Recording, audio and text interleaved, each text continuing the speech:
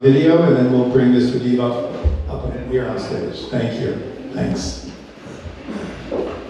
Mike's off. How do we do that?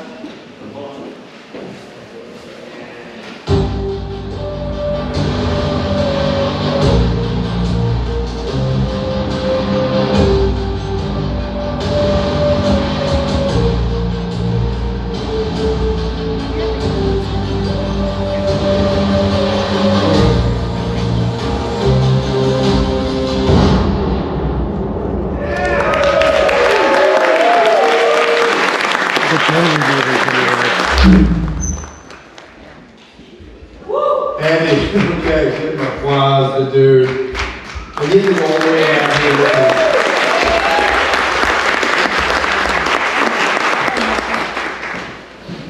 you. Easy does it, because you gotta walk past the weird shit here.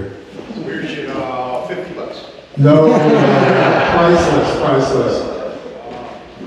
Andy Divoff. Thank you.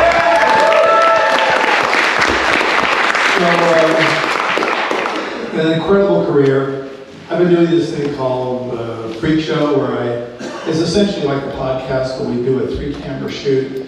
And I've had wonderful people over the last few years. I started with John Carpenter. We had everyone from Cassandra Peterson to Rob Zombie. And recently we did one, which was terrific. But Andy and I go back to the early 90s when I built a studio outside of Bucharest, Romania. We shot about 150 movies there, and 2 of them, the first 2 were Oblivion 1 and 2. So tell us about that for a moment. It was absolutely beautiful, memorable, and you'll remember, Charlie, when we showed up there. To say that the place was bleak was being sort of charitable, right? Generous, and so I was there for, I believe, something like 3 months, and learned a little Romanian. While I was there, I picked up a Berlitz book, and I wanted to be able to, communicate without a translator, be able to order food and get to the bathroom if need be. And then it's interesting, after a couple of weeks, it became less bleak because the people, beautiful people, and beautiful countryside. I mean, taking a ride through the mountains, going to Vlad's castle, and just seeing the countryside, and the fact that the people have been through a lot of hardship. But I digress. So we're there doing Oblivion 1 and 2, and I have such beautiful memories. Carl Steichen, Irwin Keyes, rest in peace, brother. And Meg Foster. I mean, and beautiful cast. Remember Jeff Moldovan? He was a stuntman and ended up moving there, I think, living in Romania for a while. But it was so beautiful, literally walking on that set and being able to look down 100 yards a street. And I mean, this was a western town and a bar. I mean, what an amazing place that bar was. Like I said, I got nothing but beautiful memories from it. I remember we stayed at the Hotel Lebeda, which was Romanian for Swan. It was the Swan Hotel.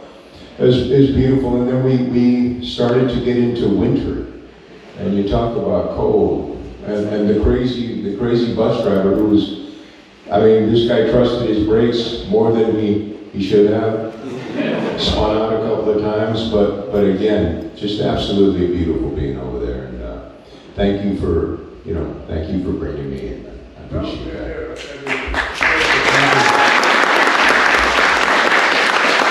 So this is a little bit of historical reference. So I'm making movies in the 70s and 80s, and in the early 90s. Luckily, I had Paramount as a distributor, and suddenly we were doing really well. We made Puppet Master films and Demonic Toys and Crash and Burn, and that was after I did From Beyond and Reanimated, those movies in the late 80s. So a guy came to me, just for fun, this is really cool. A guy came to me at one of the film markets in 1990, and this is just as Romania was going through revolution. They killed the bad leaders, Ceausescu and his wife. And, you know, it was, I think, what is it in the State Department? They say, don't fucking travel to Romania. Because whatever it is, it was like, don't go there. But this guy came into this film market and he goes, you know, even though it's scary and you may not want to go there, I know you had a studio in the 80s in Italy. This is the new place for you to go. And I go, well, so what's the deal? And he goes, well, you go there and we can help you with giving you movie sets and a certain amount of production, and you gotta come. You just gotta be there. So I made some calls and I was warned, do not fucking go there. It's really bad. There's like 3 lights in the entire downtown Bucharest. There's mortar holes because of all the revolution. Verboten, don't fucking go there. But again, much like buying this place, it's like, this sounds great. Let's go where it's all fucked up. So I went there with Ted Nicolau, my friend and director, going back to editing Tourist Trap and doing Terror Vision. And we fell in love with the place. We made Subspecies and Subspecies 2 and 3. And shortly thereafter, I was able to buy land at a price. I thought, okay, I'm going to build a studio in Romania.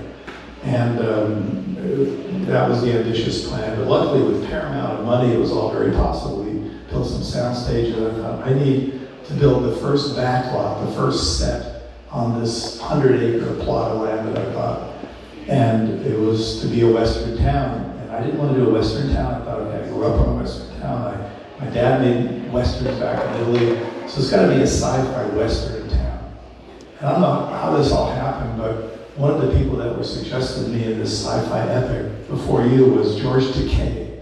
Okay, because he was in Oblivion. He was in Oblivion. And we had this wonderful director, and suddenly we had all these well-known actors like joining. Julie Newmar. Julie Newmar. It was a bizarre cavalcade of strange humans, all being shipped to Romania. And there's one more sidebar. This was the first, or this after Subspecies, the first movies I shot in Romania. And, you know, to me it was an adventure. Bucharest, it used to be called back before communism, the little Paris. I mean, it was that beautiful as just a beautiful city. But when you got there as an American, to me, again, I grew up in Italy. My dad made movies in former Yugoslavia. Everything was like, it didn't matter. It was dark and weird. It was cool. But we had a few actors, and I forget who they were for Oblivion, who flew to Bucharest because they were hired on this cool movie, got to the airport, everything was dark and weird, and these young kids had machine guns. I said, get me the fuck out of here. And they got on the next plane and they went home. So we had a few of those. But you stuck around. I loved it. I stuck around, and you know, restaurants, they were few and far between, but every now and then you'd come across a place, and I'll tell you what, after about a month, a bowl of spaghetti with some meat on it, a little bit of carbonara, was absolutely delicious. I mean, it never tasted better. The wine was great, but the vodka was good, really good. And again, the people, man. I mean, I always find when I travel that the culture, the people where I'm working infuse sort of the feeling that permeates the set. And thank goodness for that, man. I got, like I say, I was so lucky. I got to, you know, I'd have 2, 3, 4 days, and I'd go through the countryside, check the towns out, talk to the people. When I first got there, so I was able to order my food and, you know, find a bathroom, which every now and then, you know, you need to find a bathroom, whatever. And by the time I left, I was doing interviews in Romanian. And then, you know, I speak a few languages, and so I never thought to myself, I had heard other sort of polyglots say, well, yeah, man, you know, I was confusing a language, and that had never happened to me. Until I went to my local school. I live up in the San Bernardino Mountains, where recently a lot of it burned down, you know, in the wildfires. So I'm at this school, and this 10-year-old kid, and I'm talking to kids, you know, just answering questions, doing a Q&A. This 10-year-old kid gets up and asks me something in Romanian, and I answer in Romanian to what I thought his question was, and then this 10-year-old kid says, no, it's not what I asked you. Good, yes. And so I went home that night and I took Romanian off my resume. Yeah. But you know, he's a incredible linguist. How many languages do you speak? I speak 8 and spatterings of a few.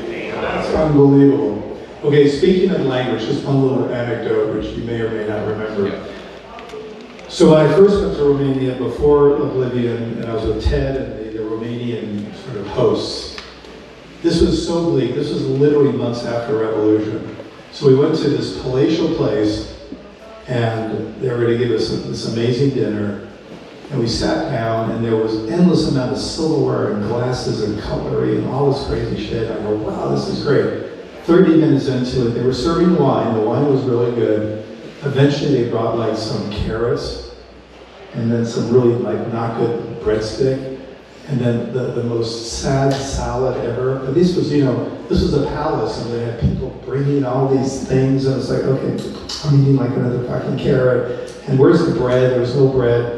But the main dish, this is how sad it was in a way, because they had no money. It was the chicken, the special chicken. And they brought us all, they said, you're gonna get each of you a chicken. There was like 8 of us in this huge, amazing room.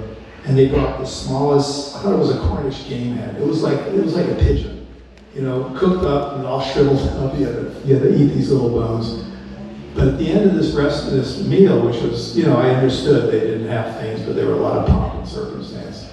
I asked the fellow who was sort of the dude, I go, this wine you serve is amazing. Well, can I get some? He says, yes, it's one of our great wines. And I said, what is it called? And I'll never forget it. He goes, it's called Murfatlar. I'm thinking, that's a fucked up kind of name. But I said, give me a case. And I bought a case for very little money. I brought it back to Italy, because I was also shooting movies in Italy. And, at these dinners where we're having all this amazing wine, I would bring out a bottle of Murfatlar, which was not impressive as far as the name is concerned, but the wine was fucking good. I don't know how I got off on that, but shooting Oblivion with this dude. Have you seen Oblivion when he played the singers? And so many great movies. So thank you for being part of it. Seriously.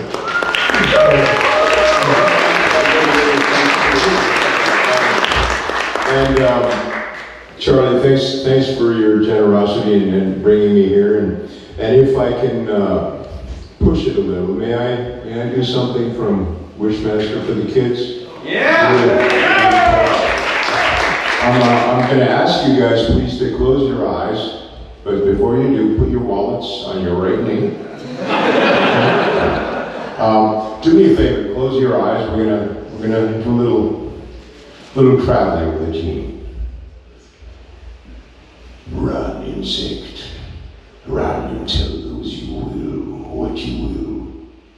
Tell them there is something loose in their city, something which feeds on wishes. But tell them quickly, while you still have a soul. Thank you, guys. Thank you, guys.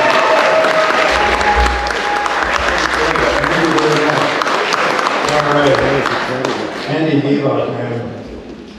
Yeah, I'm not sure how to segue into the next amazing performer, and I just have to say, well, you cannot have that chair. So 3 seconds on the chair. This was really digress. Great job. So back in the day, 20 odd years ago, I did almost 200 to 300 shows, the traveling road show. And this is the chair that was on every show. This went everywhere with me. You'll discover later, towards the end of the second section, how we used the chair. So anyway, I'm very affectionate with this chair. It was in storage for almost 20 years, but they're not going to have feedback. But we dug it out like we did some of these other items, maybe this item, and it's part of the show. Okay, so I've not worked with the amazing Dana De Lorenzo.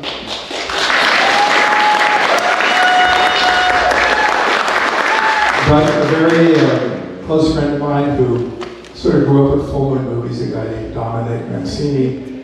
Dominic was a fan, and then he came to these shows that I did 20, 25 years ago. Then he became this impresario, and then he started, bringing these wonderful performers to various conventions. And suddenly from this kid who was a fan, he became a grown-up kid, and then he has like 80 clients, and I called Dominic, I go, Dominic, I'm doing the show in Cleveland, and we got Andrew and Robin Sidney, we have all these wonderful people, the cast of Death Streamer, and is there someone you can maybe suggest who would be amazing, and any blah, blah, blah. He goes, you gotta bring Dana DiLorenzo. I said, well, I just did this freak show with her. We had this, it has not been released yet, so you guys haven't heard it, but she was such an entertaining, amazing guest. So I thought, oh God, that would be fantastic. And Dana works all the time. Of course, she did Ash versus Evil Dead for 4 seasons, which was very cool. So we prepared a